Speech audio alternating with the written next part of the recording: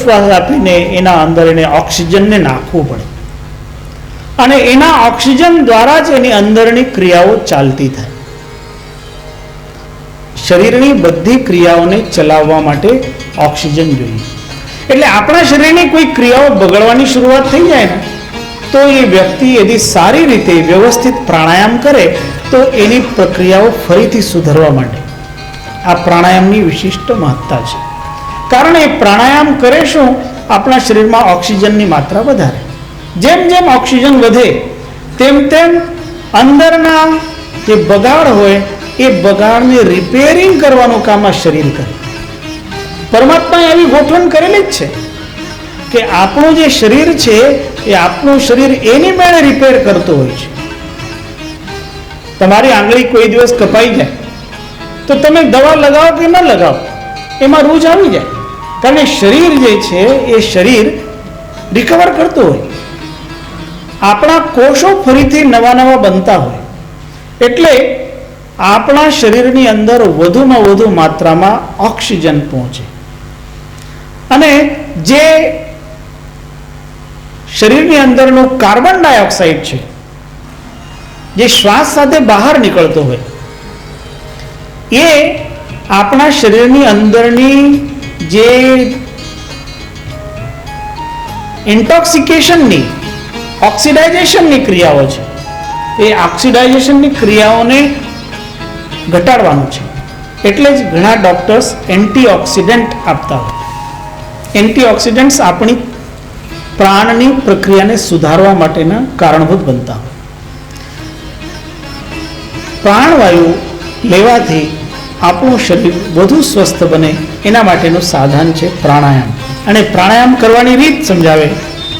મુખ નાસિક નિર્યાંતમ યદા રૂંધ્યાત સમીરણ. સમીર એટલે વાયુ. આપણે શ્વાસ વાયુ દ્વારા શ્વાસ દ્વારા વાયુ લઈએ અને એ શ્વાસ કેવી રીતે ને કેટલો એની એક વિશિષ્ટતા છે. સામાન્યતયા જેવી રીતે પૂર્વમાં ચર્ચા કરી કે માનવી 1 મિનિટમાં 15 શ્વાસ ભરતો હોય. તમે તમારા શ્વાસ જોશો તો એ 15 શ્વાસ 1 મિનિટમાં થાય. કારણ તમે એક શ્વાસમાં 4 સેકન્ડનો ટાઈમ લગાવો. 2 સેકન્ડ શ્વાસ જાય અને 2 સેકન્ડ શ્વાસ બહાર આવે. આવી રીતે જે શ્વાસ લેવાની ક્રિયા છે ને આ ક્રિયા સાચી રીતે શેલો બ્રીધિંગ છે. It is shallow breathing. આ છીછરો શ્વાસ છે. હોવો જોઈએ શ્વાસ ઊંડો શ્વાસ.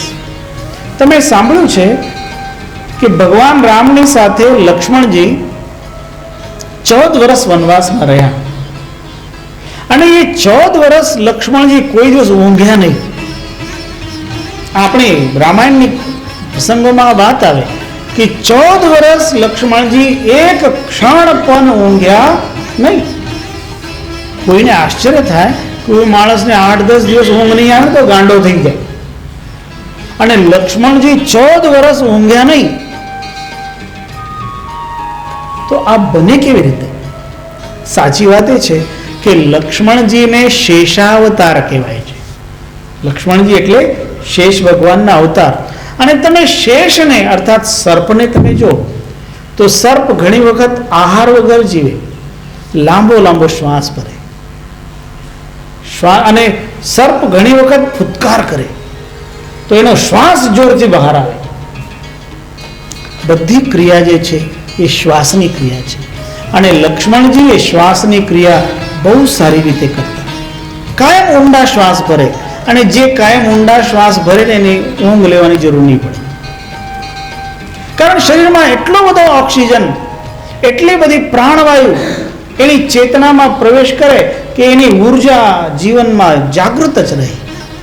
જે વ્યક્તિની ઉર્જા ઓછી થાય એને ફરીથી બોડીને રીએક્ટિવેટ કરવા માટે બ્રેનને શું કરવું પડે? થોડો રેસ્ટ આપવો પડે. પણ એનો બ્રેન કાયમ ઉર્જા મેળવતો હોય, એકદમ ઉર્જાથી પૂર્ણ ભરેલો હોય, એનર્જીથી ભરેલો હોય, એના માટે જરૂરી નથી. અને એ બને ત્યારે જ્યારે આપણા શરીરની અંદર ઓક્સિજનની માત્રા ખૂબ સારી જાય અને એ ઓક્સિજન પણ વપરાવો જોઈએ. ઓક્સિજન જાય એટલો જ નહીં એ આપણા શરીરના પ્રત્યેક કોષને સારામાં સારો ઓક્સિજન મળવો જોઈએ. અને એના માટે સદગુરુ કબીર સાહેબ આપણને સમજાવી રહ્યા છે કે તમે પ્રાણાયામ કરો. આ યોગ પક્ષ છે. મુખનાસિક નિર્યાંતમ યદા રુંધ્યાત સમીરણમ ગુરુગમાત સ્ફુટેન નાદો બ્રહ્મરંધ્રેપ્યનાહત. અનાહતનો નાદ એને આ પ્રાણાયામ દ્વારા પ્રાપ્ત થાય. શ્વાસ લીધો, ખૂબ ઊંડો શ્વાસ લીધો, અને ઊંડો શ્વાસ લઈને તમે એ શ્વાસને અંદર રોકો. હવે અંદર શ્વાસ રોકાઈ ગયો તો તમારા ફેફસા એમાંથી ઓક્સિજન ચૂસી લે. પણ માત્ર એટલું જ નથી થતું, એના સિવાય શ્વાસની રોકવાની ક્રિયામાં ઘણી બધી અન્ય ક્રિયાઓ પણ થતી હોય. અને યોગની અંતર્ગત આ એક મુદ્રા કહેવાય છે. આ મુદ્રાને ખેચરી મુદ્રા કહેવાય. 5 પ્રકારની મુદ્રા હોય: ચાચરી, ભૂચરી, ખેચરી, અગોચરી અને ઉન્મની. આ 5 મુદ્રાઓ કહેવાય. તો એ જે ખેચરી મુદ્રા છે, એ ખેચરી મુદ્રાનું આ વર્ણન આવે છે. દરેક મુદ્રાનું પોતાનું મહત્વ છે. કબીર સાહેબે તો આપણને ઉન્મની મુદ્રા લગાડવાનું કહેલું છે. ઉન્મની મુદ્રા તે જે સહજ સમાધિમાં સ્થિર થાય છે તે. કહે કબીરીએ ઉન્મની રહેની સો પ્રગટ કરી ગાઈ, સુખ દુઃખ સે વ પરે પરમ પદ, સો પદ હૈ સુખદાઈ, સંતો સહજ સમાધિ ભલી હૈ, સંતો સહજ સમાધિ ભલી. એ જે સદગુરુ આપણને સમજાવી ત્યાં ઉન્મની મુદ્રાની વાત છે. અહીંયા જે મુદ્રાની વાત કરી રહ્યા છે એ ખેચરી મુદ્રાની વાત છે. ખ શબ્દનો અર્થ છે ગગન. ખ શબ્દનો અર્થ છે આકાશ. એક આકાશ બાહ્ય છે, એક આકાશ અંદર છે. આકાશ બહાર પણ છે અને આકાશ અંદર પણ છે. રસ ગગન ગુફા મેં અજર ઝરે. કબીર સાહેબનો એક શબ્દ છે. રસ ગગન ગુફા મેં અજર ઝરે, બિન બાજા ઝનકાર ઉઠે, જ સમુજ પરે જબ ધ્યાન ધરે. આ કઈ આ સમજાય ત્યારે. આ ક્યારે સમજાય? જ્યારે ધ્યાન ધરે. જ્યારે ધ્યાન ધરે ત્યારે એની ગગન ગુફામાં જે રસ ઝરતો હોય, એ અમૃત રસ, એ રસનો એને આસ્વાદ મળે. રસ ગગન ગુફા મેં અજર ઝરે, બિન બાજા ઝનકાર ઉઠે છે. કોઈ બાજા ગાજા નથી, કોઈ વાદ્ય નથી, કોઈ હાર્મોનિયમ નથી, કોઈ તબલા નથી, કોઈ બાંસુરી નથી, છતાં અંદર સુંદર ડિવાઇન મેલોડી સમજાય, દિવ્ય નાદ એને સાંભળવા મળે. એ બને માત્ર ધ્યાનમાં બને. અને એ ધ્યાનની પૂર્વ ભૂમિકા માટે આ પ્રાણાયામના બધા રૂપ છે. એ આપણને સમજાવતા સદગુરુએ કેવી રીતે ધ્યાન કરવાનું, કેવી રીતે શ્વાસ લેવાનું, એ બધું આ ગ્રંથમાં જુદી જુદી રીતે સમજાવ્યું છે. તો સૌથી પહેલા તો એ કે આપણે જે શ્વાસ લઈએ એ શ્વાસ ઊંડો બને. તમે રોજ આપણે સંધ્યાપાઠ કરતા હોઈએ અહીં, ત્યાં સંધ્યાપાઠમાં થોડુંક વર્ણન આવે.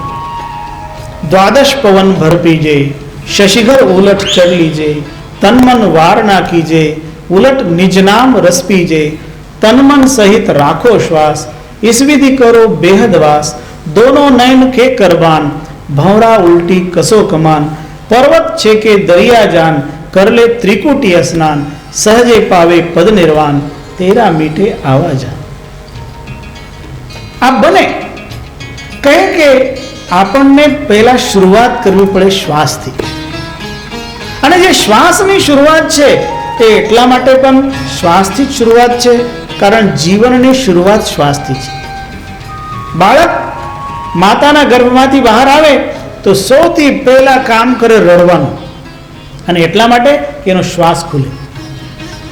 બાળક જ્યારે રડે નહીં તો એને તો ડોક્ટર ઊંધા ટીંગાળીને થોડીક થપાડ મારે કે આ રડે તો સારું, કારણ રડે તો જ એનો શ્વાસ ખુલે.